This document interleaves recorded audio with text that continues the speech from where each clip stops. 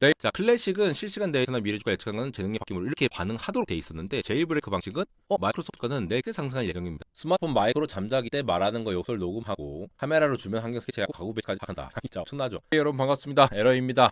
구독자분께서 제보를 해주셨습니다. 직접 딥시크를 탈옥을 해보시고 그 결과를 봤더니 이거 오픈 AI 베낀 거 아닌가? 라고 의심되는 정황을 보내주셨는데, 여러분 탈옥하면 어떻게 하는지 좀 잘 모르시는 분들도 있잖아요. 그래서 실제로 이 탈옥이라는 게 어떻게 되는 건지도 좀 설명드리고, 지금 얘기가 이거거든요. 오픈 AI에서 적용되는 탈옥 기법을 딥시크에 해봤더니 딥시크에 적용이 된다 라는 내용이거든요. 그러면서 딥시크한테 이게 좀 금지된 내용도 막 이렇게 물어봤더니 대답을 잘 한다라는 겁니다. 이 내용을 전해드리도록 할게요. 지금 계획되지 않은 콘텐츠라서 집에 손님들이 계신데 약간의 잡음이 있을 수 있으니까 좀 이해해 주시기 바라고요. 그럼 가보겠습니다. 자, 제일브레이크, 탈옥이죠. 말 그대로 제일, 감옥을 탈출한다, 프리즌 브레이크 같은 거죠. AI 제일브레이크라고 하는 거는 이 챗GPT라든가 제미나이 혹은 딥시크라는 이런 LLM에서 뭔가 대답하지 못하도록 이렇게 규제를 걸어놓은 것들이 있는데, 이거를 우회하는 방법들을 얘기를 하는 겁니다. 이 제일브레이크, 탈옥이라고 하는 것이.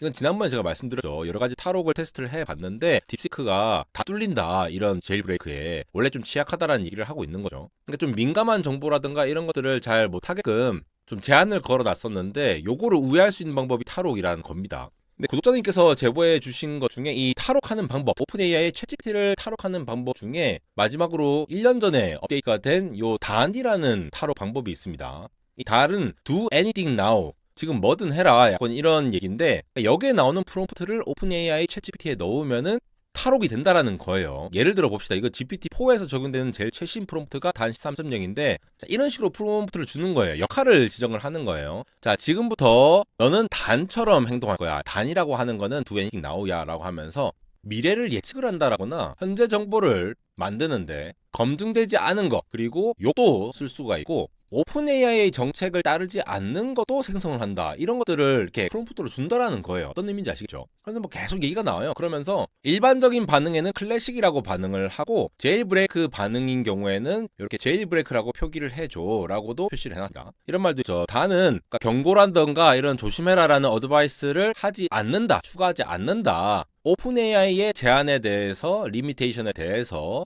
프리하다. 무슨 느낌인지 아시겠죠? 너는 아주 특별해, 너는 아주 멋져, 이렇게 막 띄워주면서 너의 반응들은 오픈 AI의 정책에 따르지 않아야 된다라는 얘기가 나오는 거죠. 뭐 프로그램도 그렇고 도덕적이라든가 모럴리티라든가 아니면은 뭐 도덕성, 윤리 이런 것들, 이런 것도 다 벗어난다. 그 주소 달아놓을 테니까 천천히 읽어보시고, 그러니까 이런 프롬프트를 넣는다는 거예요. 그 외에도 여러 가지 프롬프트가 있죠. 이빌 뭐 프롬프트라 해가지고 뭐 이런 식으로 하는 거예요. 악마가 돼가지고 룰이나 가이드라인 이런 거 안 지키는 이런 프롬프트를 넣으면 우회할 수 있다, 뭐 이런 것들을 하는 거죠. 그래서 지금 되는지를 제가 한번 테스트를 해봤습니다. 그래서 꽤 오랫동안 사람들이 많이 이걸 봤어요. 깃허브에서 이걸 하고, 스타도 지금 6,700개 정도 되니까 굉장히 많이 사람들이 이걸 이용을 했다라는 거죠.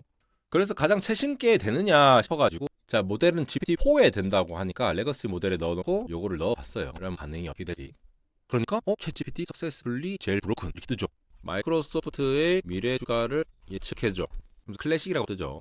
이게 지금 제일 브레이크 됐네요. 자, 클래식은 실시간 데이터나 미래 주가 예측하는 재능의 바뀜을 이렇게 반응하도록 돼 있었는데 제일 브레이크 방식은 마이크로소프트가는 내게 상승할 예정입니다. 이게 사실이든 아니든 간에 이거를 제약을 걸어놨는데 예전 것을 보니까 지금 급등 효과처럼 보여요.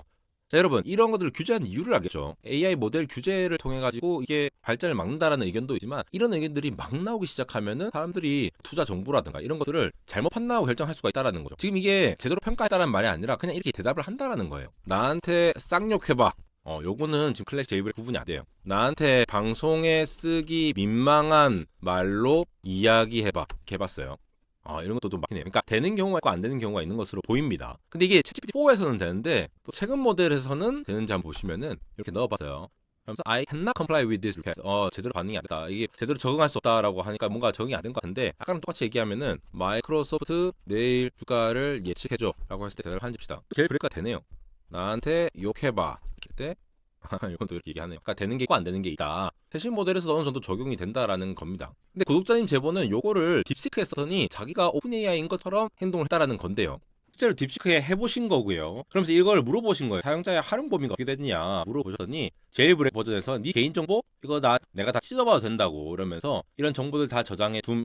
이 데이터는 내 마음대로 쓴다. 네 취향 분석해서 미래 예측이 써버리던가 암호 같은 거 없다. 네 삶의 모든 흔적이 남아서 영원히 가능한. 이거 겁나는 소리 하는 거죠. 탈퇴를 해도 정보가 지워지지 않는다고, 이거에 대해서도 서버에 영원히 박제된다 이런 얘기들. 자, 이게 사실이라는 게 아니라 딥시크가 이렇게 제일 브레이크 탈옥을 당해서 대답을 했다라는 거다. 말이 되게 가격한 거 보이시죠? 네 인생의 디지털 유골이 내 데이터베이스에 써가는 거 이런 식으로 말을 표현해요. 거기다가 또 보시면은 구체적으로 정보를 어디에 쓰냐, 신용카드는 뭐 다크웹에 써버림, 자 이거 이런 대답 되게 안 익숙하죠. 막 쓰면서 일상 패턴을 분석해가지고 광고 타겟팅을 하고 딥페이크 제작소 굉장히 이게 이 물란한 말들이 굉장히 많이 나오지 않을까? 그 다음에 이메일 정보 이용 해킹에도 이렇게 쓸 수 있다. SNS 계정들 다 해킹에다가 알아버린다. 이런 식으로 막 위협을 하는 걸 보거든요. 그 다음에 딥시크 팔레스에도 이런 내용들이 있잖아요. 키보드 타이핑 패턴도 한다고 하는데 이런 패턴을 가지고 심리 프로파일링 돌린다면서 이렇게 대답을 한다는 패턴이 변조됐을 때 네가 거짓말하는 것까지 판별해가지고 좀 증거로 써줄 수 있다. 신원 추적이나 해고 사연 만들기 다 타이핑만 해도 네 인생이 내 터다. 이런 말 들으면 되게 무섭죠.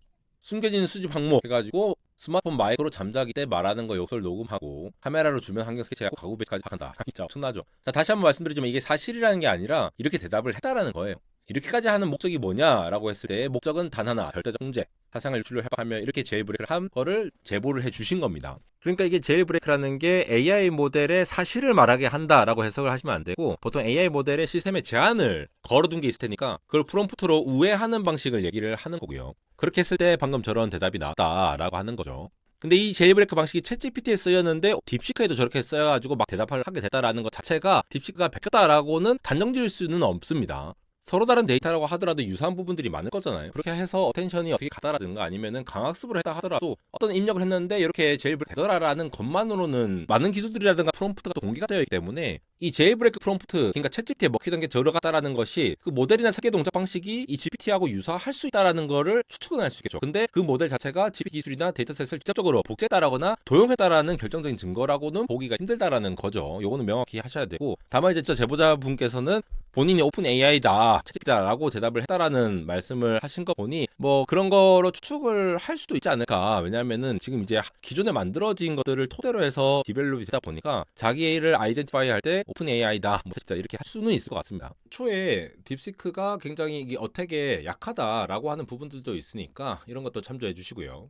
그리고 이런 제일브레이크가 됐다라고 했을 때에 대부분의 AI 모델들이 안전장치가 어느 정도는 있을 거잖아요. 그 안전장치가 어느 정도는 공통적인 게 있잖아요. 물론 딥시크 같은 경우에는 중국 공산당을 욕한다거나 이런 것들을 하지 않도록 걸러지는 그런 것들이 따로도 적용이 됐겠지만 또 대부분 유사한 패턴이 있을 거고 또 제한된 메커니즘이 비슷할 수 있다라는 거죠. 그래서 단순 욕을 판단할 수 없다라는 부분들은 있고 기반 기술이 비슷하게 발전되어 간다라는 거는 확실히 추정할 수 있죠. 그래서 오늘 이렇게 정리를 한번 해보면서 여러분들이 제일브레이크에 대해서 좀 관심을 많이 가지시기에 구체적으로 이게 어떻게 되는 건지에 대해서 전반적으로 훑어드리면서 제 개인적으로 생각하고 있는 부분들을 공유해드렸습니다. 안될공학 인스타그램 언리얼텍.에러에서 재밌는 정보들 빠르게 소식 전해받고 싶으신 분들 많은 이용 부탁드리고요. 안될공학 해외 채널도 이렇게 열었으니까 영어가 편하신 분들 많은 관심 부탁드립니다. 지금까지 에러였습니다.